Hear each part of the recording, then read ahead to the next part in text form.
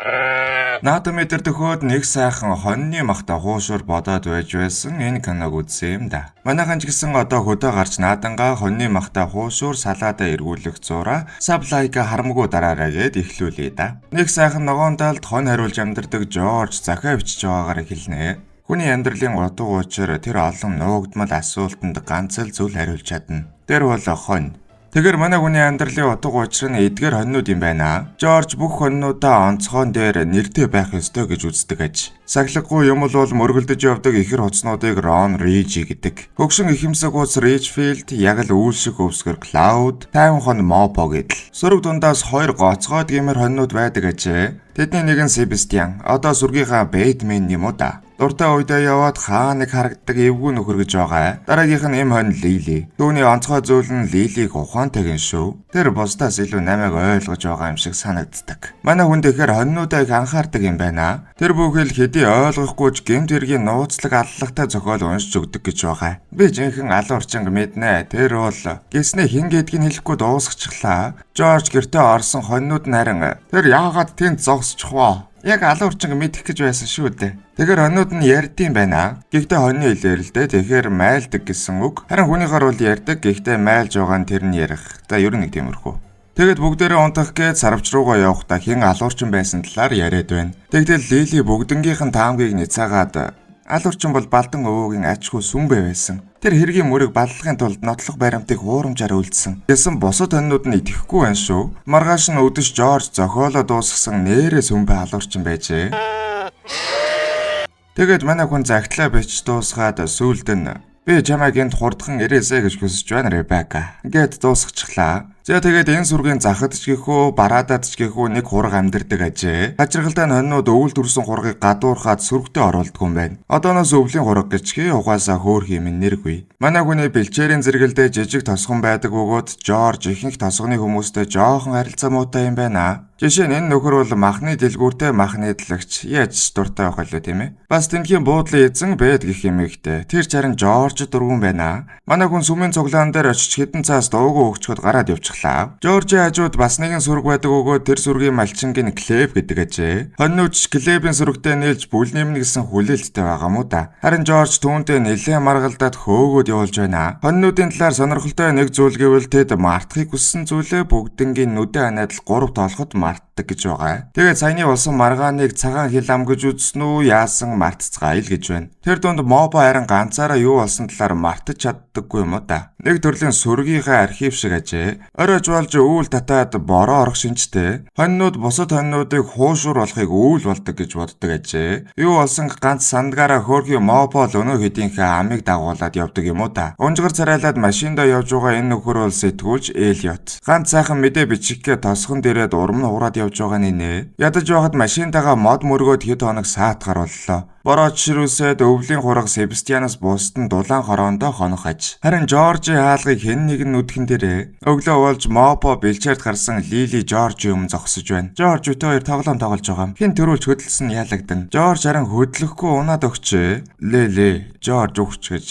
Бидний хонч нас орчихжээ. Лили гайхах шүү дээ. Учир нь хүнж гэсэн өвхөлгүй үүл болон хувирдаг гэж боддог юм байна. Мопо харин зөвхөн хоньнууд л үүл болдог гэж хэлчихлээ. Тэгээд сүргээ цуглуулаад Жоржийн өгсөн кэлж. Энэ нь хитрхи сэтгэл өвдгөн байгаа тул мартах хэрэгтэй гэж үзвэ. Мопо харин хончноо мартаж болохгүйгээд ятгсан ч барссангүй. Тэгтэл цаанаас Себастьян гарч ирээд та нарыг миний хончинг мартахыг зөвшөөрөхгүй. Тэр бидний ч гэсэн хончин байсан. Түүнийг санах нь их өвдгөж байна. Жорж надад сайхан сэтгэл гаргаж байсан. Та нарт ч гэсэн түүнийг мартах нь түүний сэтгэл рүү угааж цацж байгаа хэрэг гэсэн үг. Гэт мартуулсангүй. Тэгтэл нэг сониуч хураг Жорж хин хөнөөсөн юм гэд сонирхоод байна. Лили хончноо өгсөн гэж бодсон болохоос алуулсан гэж бодоогүй юм байна. Удалгүй цагдаа сэргийлгийнхэн ирээд Жоржийг авч байна. Тэнд бас Элиот ирж гисэн зураг дараад явж байхын тэрэ. Тэгээд энэ тим гэдэг тосгоны ганц цагдаагаас юу болсон асуулаа. Тэгсэн тим гэртэн Жорж үзээгүй шууд эмчийн дүгнэлт дээр зүрхний шигдээс гээд үзчихжээ. Гэрлүү нь орж үзхийг ятгаад орох гэсэн. Гэхдээ та хурж болохгүй байх. Яагаад? 3-1. Тийм л дээ. Жохон дөнгөгүй цагдаа бололтой шүү. Ороод үзсэн сандал нь унчихсан бас 2 хүн виски уусан бололтой байна. Энийг цонхоор Лили сэм хараад байж байна. Тэгэхээр Жорж урд шин ганцаараа байгаагүй юм байна. Элиот хончин галуулсан байх гээд харин тийм зүрхний шигдээс гээд байна. Жорж зүрхний шигдээсээр нас барсан. Жоржийг хэн нэгэн алсан. Өрчөн ирсэн хүн уух зүйлд нь хор хийж түүнийг хордуулсан. Харин гар дээр хагас дутуу будагнаас нь үзэхэд ноцолдоон болж Жорж эцэст нь амиа алдсан гинэ. Тэгээ тосгоны цагдаа яг л зохиол дээр гардаг шиг ямар ч хэрэггүй дүр болохоор өөрсдөө Жоны аллагын эргийг мөрдөх хэрэгтэй гэж байна. Себастьян тэрийг нь сонсоод инээдээ барьж чадахгүй байна. Эхлээд хэлэхэд та нар бол зүгээр л хоньнууд. Тэгсэн өнөө хоёр ихэр хууц тэр чам руу хараад хэлээд байна. Үгүй чам руу хараад хэлсэн. Тэр хамаагүй хүмүүс тэнийг хүнийг юудаа зөрлөдгийг мэдхүү. Нугастай юу? Хонтой. Тэгээд аллагын эргийг хүмүүст өөрсдөнд нь үлдээг нэ. Харин Лили тоохгүй шууд Жоржийн гэрийг нэгжээд эхэлж байна. Дараа нь хоньнуудаас өчигдөр шөнө хин нэгнийг харсан эсгийг асуухад Мопо Себастьяныг харсан гэлв. Тэгсэн хөгшин хуудас алуурчан. Тийм ээ, би багтахгүй хаалгаар орж өөрийн малчинтайгаа хундаг виски ууж дараа нь хор уух юмд нь хийсэн. Гол нь би энийг ашигласан. Гэ тоглоод байна шүү. Тэр өрөө хүн харсан эсгийг асуухад өвлийн хураг гарч ирээд хэлж байна. Борооноос болоод хин гэдгийг хараагүй ч тэр яг л Жоржийн сүнс шиг байсан. Гэт хэлсэн хинч тоосонгүй. Одлгүй сүмийн хонх дуугараа тосгонд уулзал зарлаж байна. Манайхэд явах хэрэгтэйгээ замдаа гарлаа. Себастьянаас бусд нь бэлчээрээс гарч үзээгүй ч ямар ч асуудалгүй явчихна гэж байна шүү. Тэгээ зам дээр ирсэн таг зогсчихлоо. Анх удаага засмал зам харж байгаа юм байна. Лээ ирэх гэж байна уу? Тийм ээ, удахгүй. Чи төрүүлээд яв да. Тэгээд нүд нь харанхуулаад алах гэж байснаа унаад өглөө. Тэгсэн хажуугаар нь нэг дахиа. Мопо Лилиг босгоо Жоржийн төлөөгд хамтдаа нүдээ ханаад гарчихлаа. Цааш тосгоо явах замдаа Себастьян хэлж байна. Та нар хэргийг тайлж чадахгүй ч дэлхийн ертөнцтэй танилцах гэж байгаа чинь сайн хэрэг. Бид мэдээж хэргийн учрыг олно. Бүр орой гихтэл. Гэт бас өөртөө итгэлтэй байна. Бас гэмт хэргийн зохиол дээр гардаг энгийн дүрмүүдийг ярина. Хэрэгтэн үргэлж хэргийн газараа боцож ирдэг, хохирогч өөрөө хамгийн том сэжүүр. Бас цагдаа нараа үргэлж орон гэргүй хүнийг алуурчин гэдэг гинэ. Тэгээд сүмийн өмнөх цугларалтан дээр очлоо. Тэгсэн шинжилгээгээр Жоржийг хордуулсан гэж гарчээ. Жорж өгчхээ юу? Чөтгөр аав гэж. Би энийг эхлээд хэлгээ мартчихач. Тэгээд ямар хороор гэлсэн сүмийн өмнөх мод руу зааж байна. Сүмийн өмнөх модон дээр нэг хортой жимс ургадаг юм байна. Тэгсэн хүмүүс тэгвэл алуурчин бидний нэг юм байна гэж сандраллаа. Тэгсэн тийм. Санаа зовлтгүй энэ гарцаагүй орон гэргүй хүний хийсэн хэрэг байх ёстой. Одлого машинтай хүмүүс ирээд дотроос нэг бүсгүй гарч иж байна. Тийм шууд ухаанаа алдхан тэр. Тэгсэн Жоржийн хуульч түүний охин Ребеккатай ирсэн аж. Өнөө киноныхын загтал хүчээд байсан Ребекка нь Жоржийн охин байсан юм байна. Араас нь буудлын бэ дэвгүй хараад байна шүү. Тийм хуульчтай уулзаад Жоржийн ширээн дээрээс олсон гэрээсэллийг хуульчид өгнө. Хуульч харин энэ хэрэг дээр тиймийг жоохон басах хандлагатай байна. Тэгээд нэг сэжүр маягийн зүйл хэллээ. Ребекка аавыгаа нас бардаг өдөр тосгонд ирчихсэн байжээ. Тийм харин мэдсэн юм шиг мдээгүй юм шиг царайлаад байна. Энэ таны анхны хэрэг үү? Юу? Үгүй. Та намайг алуурчин гэж бодоо юу? Үгүй зэрэг.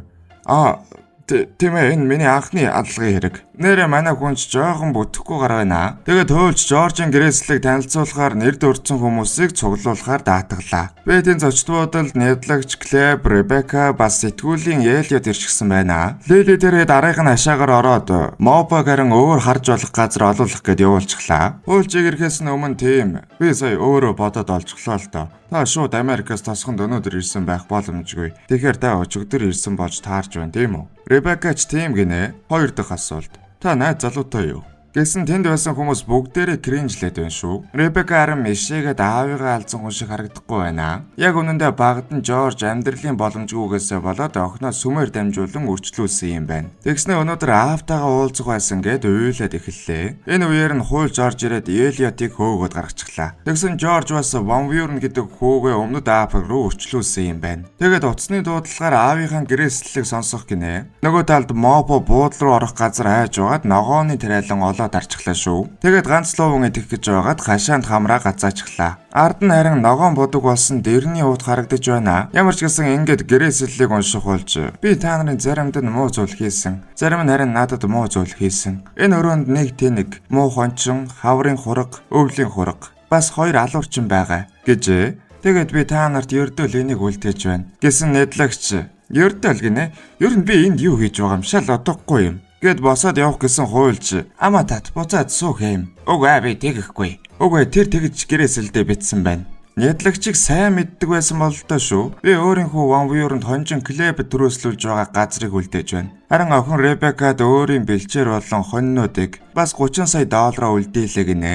Өвгөн Жорж өмнөх гэрээсэлдээ 30 сая долларыг хүмүүлгийн байгууллагад өгнө гэж заасан байсан юм. Гэхдээ түүний гэрээс олсон гэрээсэллийг харахад тэр бодлоо өөрчилсөн болол тоо. Жорж Оров гэдэг хоньны эмчилгээ нээсэн юм байна. Тэрнийхээ ачаар их мөнгө олж л дээ. Энийг нь сонссон Лили. Тэгэхээр энэ хэргийн сэтэл байх нь. Хашаанд гацсан Мопо харин тэр авийг юучгүй сүйтгээд ядаж байхад дэрний ууд толгойг нь хаачглаа. Тийм юу болоод байгааг харах гэсэн Мопо гарч ирээд мань өнийг мөргөөд байшин руу оров. Тэр авийг өөмөл сүйтгэж явсаар цонхыг мөргөөд унах нь тэр. Лили би өөр цонх олсглаа. Намжилтын үеэр Бетийн тавиураас нэг захиа унсан нь Ребекагийн аавдаа бичсэн захиа байна шүү. Тийм тэрийг нь харах бөгөөд Бет харин тэр даруй авчиж байна. Тэгээд Мопо тэжээл өгч гаргаад хончин Клеб манай хэдийг нүд үзүүрлээд байна. Ялангуяа Себастьяныг эвгүй газараас авч ирсэн зэрлэг хоног нь. Дараа нь Элиот гарч ирээд Тимис юу болсон талаар асууж байна шүү.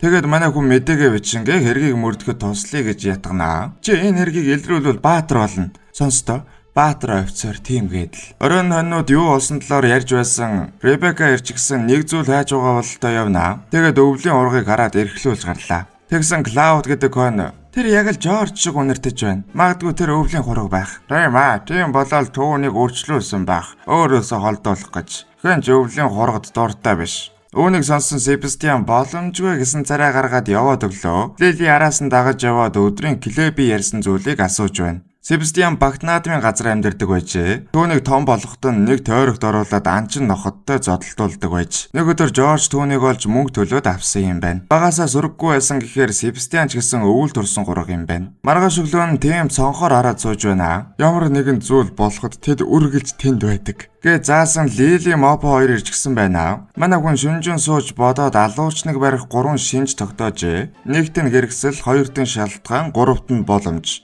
Номлогч, Клеб, Бет, Нядлагч бүгдээрээ тэр хортой оронголыг авсан байж болно. Харин Ребекад Грэслэл заасан мөнгөний төлөө эцгээ хорох шалтгаан байгаагийн шүү. Нэг өсний Ребека эцгээ аллаад өөртөө 30 сая долларыг өвлүүлэх тэр Грэслэлийг гэрт нь үлдээсэн байж болох юм. Тэгэд ямар ч гэсэн сэжигтнүүдтэй нэг нэгээр нь уулзлаа. Нядлагч түүнийг алсан хүн бодвол цагаан хоолтон байсан байх. Харин Клеб аллаг болдог өдөр Жоржтой түрээсийн талаар маргалджээ. Яагаад маргалсан талаар нь асуухад тэр Грэсэлд намайг муу хончин гэсэн шүү дээ. Бетээс харин яагаад Ребекагийн захиа өөрт нь байгааг асуусан. Шууд анчил андуураа биз.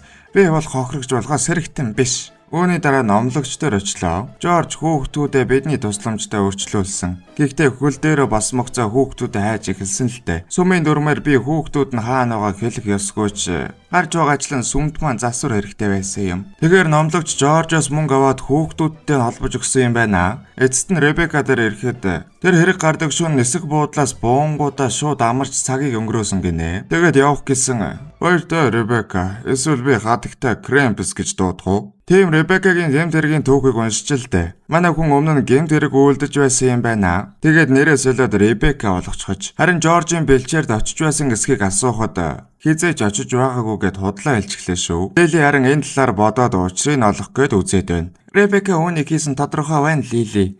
Олуур чан. Тэгтэл өвлийн ураг гарч ирээд үгүй гинэ. Тэр яг л Жорж шиг үнэртдэг. Тэр бол сайн хүн. Чи сая түүнийг Жорж шиг үнэртдэг гэсэн үү? Наадахыг чи өмнө нь хин нэгэн хэлж байсан. Өнөө хөвсгөр хоног Клауд хэлсэн шүү дээ. Тэгээд Клауд үннээ хэлнэ. Жоржийг алуулдаг шөнө Клауд нойр нөрөхгүй өвс идэж байж. Тэгтэл Лили ирсэн юм байна. Тэгээд Клаудыг илж байхдаа буугуучаа оногчгож. Тэр нь яг л Жорж чигүнэртэй бас гоё болохоор Клауд өөртөө авчихсан байжээ. Ингээд хэрэг тайлагдлаа. Ребека Жоржийг хөнөөсөн юм байна. Тэгсэн Себастьян гарч ирээд Ребекаг хамгаалж байна. Ребекаг тэгээгүй гэдэгт нь итгэж байгаа юм байна. Чи эдгээр нотлох баримтыг няцааж чадахгүй Себастьян.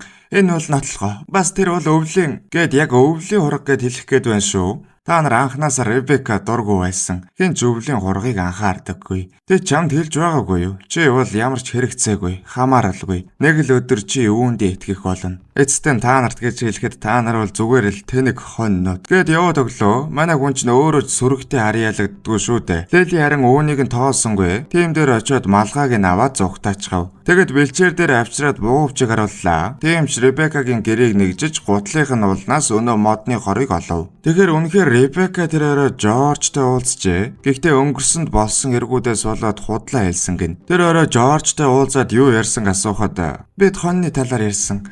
Хонь бүр өөр ингэсэн нэртэй байх хэрэгтэй гэдэл. Тэрийг нь Лили сонсоод байж байна. Тийм харин Ребекад итгэсэнгүй. Түүнийг маргааш шүүх рүү шилжүүлэхээр боллоо. Хуульч чаран ирээд хэдэн бичиг цаасны ажил яриад явж байна. Ребека гэмт хэрэг үйлдэж шоронд суух болохоор Ребекад үлдээсэн хөрөнгө өнөө Африкт амьдардаг Жоржийн хүү Ванвуурн шилжих юм байна. Бас Ванвуурн бэлчээрээ өнөө хончин Клебд зархаар шийджээ. Энийг нь сонссон Лили харин эргэлзсэн аятай хогийн савган дээр гараад Ребекагийн нүд рүү хараад байна. Тэгээд босож явсан Моподод хаарлаа. Ребека энэ бүхнийг хийсэн гэж бодож байна уу? Тийм ээ, учир нь чи тэгж хэлсэн шүү дээ. Гэхдээ би андуурсан байж болно. Мопоч Ребекаг таймшруулаад удахгүй уулзах Клеби хоньнуудтай танилцуулъягээд Клеби эдлэнлүү сэм орвоо. Ман татаад харанхууд их эвгүй бэлчээр байна шүү. Тэгсэн хоньнууд нь гараад ирж байна. Клеби хоньнууд Франц үйлдвэрийн арай өөр хоньнууд юм байна. Манай хоёр лөө ойртоод нэг зүйл хэлж байна. Зүхт гэд бүгдээрээ алгуулад ноход уцалтаад эхэллээ. Лили Мопо хоёр харин цаашаа хоньны хороо руу оров. Нэг л хоньны хороо шиг биш байна шүү. Тэгээд нэг бүтээлгийг аваад үзсэн хоньны мах байна. Клеб нэдлэгчтэй хамт хоньны мах тосгонд нийлүүлдэг юм байна.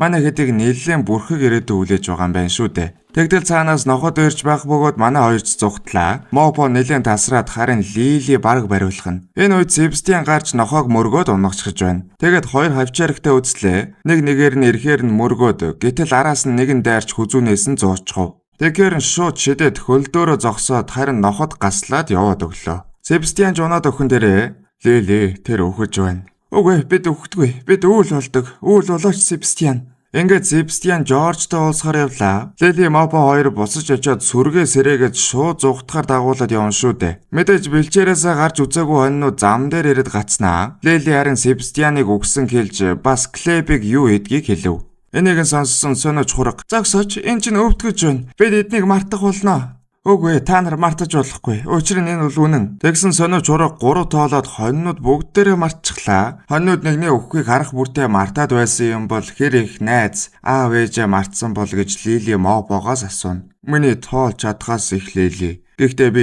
ээжийнхээ зариг сандаг. Бас надад хайртай байсан найзуудыгаач. Маргааш Клеб ирэх болно. Бид босод хоньнуудаа аврахгүй болоо. Себастьяны өвхөл дэмий зөвл болно. Гэхдээ энэ дурсамж намайг өвдгөж байна. Намайг уучлаарай Лили. Гэхдээ бидний дурсамжл хайртай хүмүүсийг ч намд ойлгодог. Лили харин дурсамжаа одоо Жоржийн гэрээ өмнө ирж байна. Уучлаарай Себастьян. Би чам шиг хүчрхэг биш бололтой. 1 2 гэсэн Жорж гараад ирлээ. Манай хүний сүнс бололтой шүү. Хэдэ чиний хар бараан дурсамж чамайг өвдгөгч. Цаг хугацааны эрхэнд сайхнууд нь л үлддэг юм. Клеб миний сүргийг авахгүй. Учир нь чи Ребекаг буруугүй гэдгийг баталж, охин минь миний сүргийг авах ёстой. Гэхдээ яаж түүнийг буруугүй гэдгийг батлах вэлээ гэд өмнө уншсан юмудаа бодож байна. Хохирогч өөрөө хамгийн том сэжвэр байдаг. Гэсэн Жорж гараа харуулж байгаад алга болчихлоо. Лили цааш нь хөөж одсоор байгаад хин хийсэнг олчих шиг боллоо шүү. Гэхдээ би үүнийг хийхэд хитрхи том юм. Яах вэ? Гэсэн цаанаас нь өвлийн ураг гарч ирээд би тусалж чадна. Бас би юу ч мартаагүй. Тэгээд өвлийн урагыг нэг хөлийн шар нөгөө хөлийн хөхөнгийн буудагт дүрчихлээ. Буцаж Ребекагийн хорогдож байсан газар ирээд өвлийн урагыг дотог шоруулад нэг зүйл зурчгаад яваад өглөө. Маргааш өглөө нь бэлчиж байсан хоёр ихэр Рони бид өчигдөр нэг зүйл мартсан санагдахгүй байна уу? Тийм ээ. Лили бидэнд хэлж дараа нь бид мартахаар шийдсэн. Тэгвэл бид ямар нэгэн зүйл хийх хэрэгтэй юу? Чи надаас ямар нэгэн зүйл хийх хэрэгтэй гэж асууж байгаа юм уу? Наадах чинь сууд санаа байна хөгшөө. Гэт зам руу хараад байна. Тосгонд харин тийм ажил дээр ирж байна. Шалан дээр зурсан зүйлийг хараад мэдээж юу гэж хураг орж ирээд хийсэн гэдэгт итгэв. Ямар ч тач зураг дээр Жоржоос 2 зураас үндэслэж гараад нэг талд нь Ребека, нөгөө талд нь харин хөхтөр нэмээд шараар бодчихжээ. Тийм олон зүйл бодсонгүй будгийг арилгаж байна. Ингээд шүүхээс Ребекаг авахаар ирж тиймч гарын үсгээ зураад явуулахаар боллоо. Цаана нарийн Лили Мопо өвлийн хураг 3 ирээд харж байна. Тэгсэн тийм өвлийн ургийн хөлн дээрх бодгийг хараад чи хийснүүгээд байх шиг байна. Манайд зөрүүлээд майлж байна. Божгороо зогс. Тэр алуурчин биш. Гэхдээ би алуурчин хэн хийснийг олчихлоо. Хатагтай хоорол боотол гэд хуулч руу зааж байна. Эцэст нь би тэнэг гэдг нь тогтоогдлоо. Гэхдээ би алуурчин мэдэх бололтой. Яг алуурчин юм лөө гэж хэлж байгаа юм баг гэж бодлоо. Ребека тосгонд ирсэн цагаас л гол сэжигтэн байсан. Учир нь түүнд 3 шинж 3 улаа байгаа. Бас тэр хэрэг болдог шүн бэлчээр дээр байсан. Яг л алуурчин хүсэж байснаар бид хизээч алуурчны талаар бодож үзээгүй. Учир нь тэр сэжигтэнч байгаагүй. Бүр тосгон энэ улсад ч байгаагүй. Тэр алуурчин бол Питер Ванвуурн. Жоржийн өмнөд Африкт амьдардаг хүү. Өмнөх гэрээслийн хуулбарыг Ребека руу явуулсан гэсэн байхаа.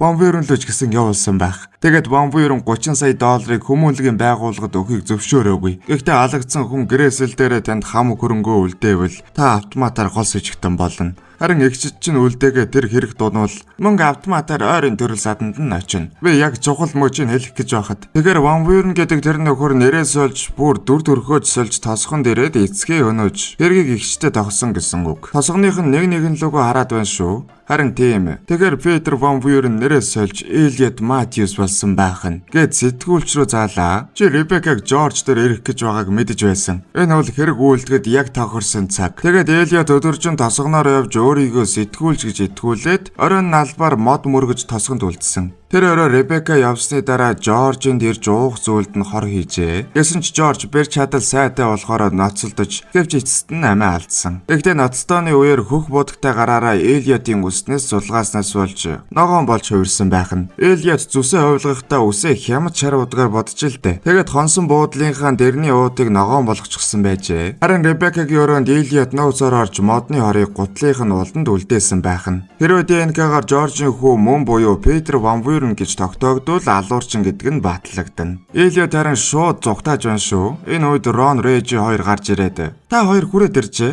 Тийм ээ, яасан? Учир нь та хоёрт мөргөх зүйл гарч ирлээ хөвгүүдээ. Манай хоёр нэлээд баяртай байна шүү. Шууд очиод хоёр талаас нь илбэж мөргөөд машиныг нь дугуунаас нь залгахчихлаа. Ингээд Элиот барагдаж Ребеккааран гим зэмгүй гэдэг нь батлагдлаа. Тийм харин хоньнууд руу хараад баярлаа гэд байна. Элиотын Жоржийн гэрт үлдээсэн гэрээслэл хуурамчтуул Ребекка $30 сая авахгүй нэ. Харин Жоржийн бэлчээрийг авах хэвээрээ шүү дээ. Ребекка бас ээжигээ мэддэггүй байсан ба ээжийг нь Лили гэдэг байсан голж мэднэ. Бэт харин Жоржид сайн байсан болохоор Ребеккаг Жоржийн найз үсгүй гэж бодоод захиаг нь улгаасан байж. За ингээд ямар ч гэсэн хоньнууд маань аюулгүй болж дээрээс нь Ребекка нэмж Клеби идэлэнг аваад хамтдаа амьдрахаар боллоо. Харин өвлийн ураг ганцаараа өлтгөнө гэсэн Лили ирээд хэлж байна. Жорж, одооноос чамайг Жорж гэе. Хонь бүр нэртэй байх ёстой. Тэгээд сөрөглөөгөө дагуулад явсан хөгшин хуц зам тавьж өгөөд сөрөгтэй оруулж байна шүү. Ингээд бүгд ад жаргалтайгаар төгслөө. Хоньны махаа идээд сайхан наадамлаарай ч гэх шиг. Саб лайка харамгүй дарахаа мартав guys.